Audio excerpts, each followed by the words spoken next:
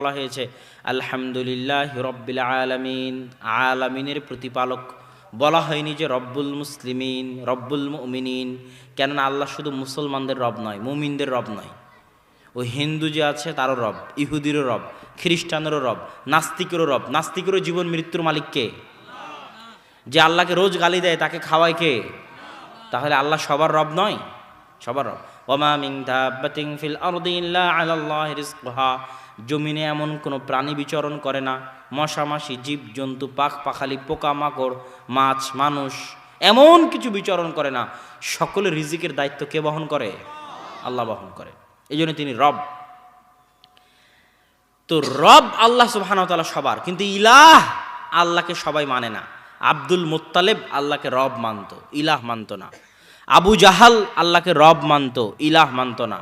আবু তালেব আল্লাহকে রব মানত, ইলাহ মানত না। আবুল আহাব আল্লাহকে রব মানত, ইলাহ মানত না। মক্কার যত কাফের কোরাইশ মুশরিক ছিল সবাই আল্লাহকে রব মানত, ইলাহ মানত না।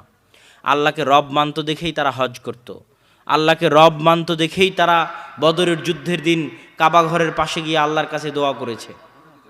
তো আল্লাহকে রব মানত, ইলাহ মানত না কেন? আল্লাহকে রব মানত আর মনে মনে ভাবতো আল্লাহ এত মহান সত্তা, এত বড় সত্তা, আমি কি একাই তার কাছে কিছু চাইতে পারি? ওই যে 360টা মূর্তি আছে কাবা ঘরের মধ্যে, ইব্রাহিম, ইসমাইল, মুসা, ঈসা, তাদের মূর্তির উসিলা দিয়ে আল্লাহর কাছে চাইতে হবে। তখন আল্লাহর উলুহিয়াত কি হলো? কেটে গেল। আল্লাহর উলুহিয়াত কি হলো বলেন তো? কেটে গেল, নাই। তাহলে ওই মক্কার কাফের মুশরিকদের ঈমান আর আমাদের ঈমানের মধ্যে পার্থক্য কি? আমি অসুস্থ হলাম, অসুস্থ হওয়া মাত্রই আল্লাহর কাছে না চেয়ে হুজুরকে গিয়ে বললাম একটা তাবিজ পড়ে দেন।